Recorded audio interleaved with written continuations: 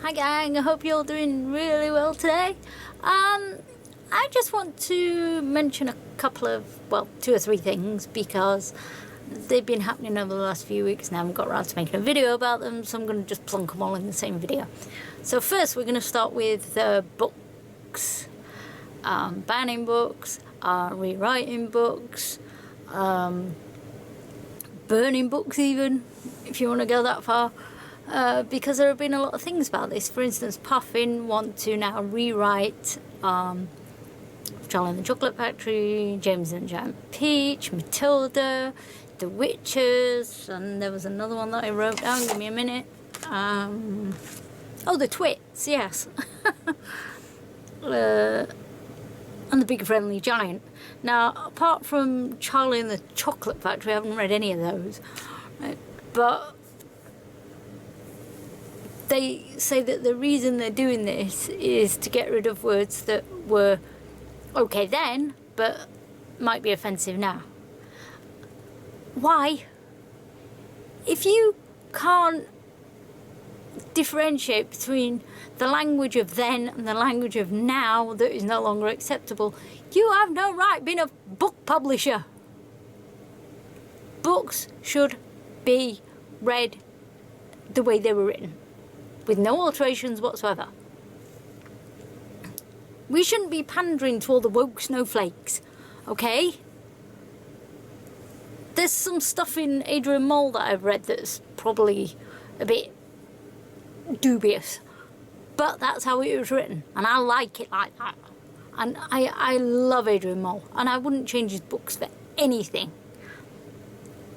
So anyone trying to edit books to take out little bits of bad language or little bits of insensitive language, stop doing it, please. It's not necessary. And in America, they're actually going around schools taking books out of classrooms, so the teachers have had to hide the books so they can't take them because they think they're bad. And I think one of them was 1984 or something, which is a bit ironic if you like, you know. So please stop doing that. It's not necessary. And I want to read the books that they were written, thank you very much. Oh yeah, 15-minute cities. Oh, this is ludicrous. The conspiracy stuff surrounding this is ridiculous. A 15-minute city is basically clever town planning to make sure that everything you need, whether it be a doctor's surgery or a chemist or a school or a supermarket or, I don't know, a library, are all within 15 minutes of where you live. That's all. So that it's easier to walk to, so we can cut down on car use. Who wouldn't want that? It makes the world a better place, you know? Less pollution, more fresh air. You know, I think it's a great idea. The only problem in I live in a 15-minute city practically. Where I live in Leeds, everything I need is I can get to within 15 minutes, apart from a bank and a swimming pool. So if they put a bank and a swimming pool somewhere around the area of Garth Kippax, I'd be quite happy, thank you very much. It wouldn't be a problem. Everything else is here. I would never have to leave. But it's not because I can't leave, it'd be because I choose not to. All these people who are saying, oh, they're going to lock us in and stop us leaving, that's bollocks, okay? Just because everything is in a 15-minute zone that you can get to doesn't mean you can't leave and go further out if you want to. I mean, until they build a swimming pool, I'd have to, because mine's in Rothwell. So, you know, the idea is ridiculous. The conspiracies around this are stupid. Oh, and if you're one of those people who keep saying that Auschwitz and Warsaw ghettos were 15-minute cities, can you stop, please? Because that is just dishonouring the memories of everyone who died in the Holocaust. Stop. That's just terrible. Stop doing it, please. Oh, and someone said they'd be like sanctuary districts in DS9. That's a better comparison. But They weren't allowed to leave there either. We are allowed to leave. Not sure about the permit thing though. I'm not sure where they're going with that. That's a bit weird. But I'm not that fussed about that as long as we can leave. It's fine. Okay? It's just to try and make it a better place for everyone with more people walking, less cars, less pollution, a park. You know, I don't see why everyone's so bothered about it. And all you conspiracy theories who are going on about this, please stop, it's stupid. Next up, Lineker. Oh God, Lineker. Will everyone please shut up about Gary Lineker? I'm sick of hearing about this guy.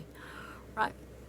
This guy is employed to do a job. If you're employed by a company to do a job, you obey their rules, whatever they may be. That's it. When I was at Cineworld, I was not allowed to wear my uniform outside in case I did something that would bring Cineworld into disrepute. That makes perfect sense to me. So, if you're employed by a company, you follow the rules. It's that simple. Or you get fired. Why should it be any different for Gary Lineker? On the other hand, I applaud him for speaking up. However, he's a bit of a hypocrite. He cries freedom of speech, and yet he was all for silencing the doctors during this COVID crap. You know, and people like me are unvaxxed. Oh, then freedom of speech wasn't allowed. But now it's affecting him, it's suddenly allowed. And all the people who are supporting him screaming, freedom of speech, freedom of speech. Yeah. How many of you were insulting the unvaxxed, and how many of you were calling for silence of these doctors and calling them conspiracy theories and everything? Nothing like hypocrisy writ large, is there? Suella Brahman. Ugh, this woman is horrible. What is it with this woman? I don't get these people who come from a background and then attack people of the same background. I don't get that. Why is Suella Braverman attacking her own, so to speak? Why would she do that? I mean, it's like, I don't get the Israelis. The Israelis were persecuted for years and years and years. And then they get Israel, and they go and live in Israel, and everything's fine. And then they start doing exactly the same to the Palestinians and saying they can justify doing it. No. So we don't like being persecuted, but we're okay persecuting others. That's... No. I don't buy that. And Suella Braverman's doing exactly the same. She's saying, my family were persecuted, so I can go and persecute these people. No, Suella, no, you can't. And if she says once again, the majority of the British people are for this bill, I'll scream, no, we're not. I'm not. It's racist, it's divisive, it's fascist, it's horrible. And that's the reason she wants to get rid of the European Convention of Human Rights, because under the European Convention of Human Rights, what she's doing is illegal. That's why she wants to get rid of it. That's partly why they want to get rid of it. The other reason is it's got the word Europe in. They hate Europe. The Tories hate Europe so much that they want to get rid of anything that's got the word Europe in. It's a bit like Trump getting rid of Obamacare just because it had the word Obama on it, because it had to be something he did and it had his name on it. You know, same thing. She also said, I don't want to be lectured by out-of-touch lefties. There's only one bunch of people who are out of touch, and it ain't the left. So it's the Tories who are out of touch. You know, the whole country is being gonna shit in the last 13 years while you guys have been in power. So do me a favour, guys, okay? I don't normally tell people what to do, and I'm not doing it this time, I'm just making a suggestion. Next time we have an election, which is, I don't know when it is, but next time we have a general election, please vote these fuckers out of office. Please. I don't want any more of the Tories than I have to. I just want them gone. You know, they've literally destroyed Britain. Please, next time we have a general election, vote them out. Okay? I'll vote them out if you'll vote them out. Fair enough. Well, that's about all from me. I'll see you again soon. Bye.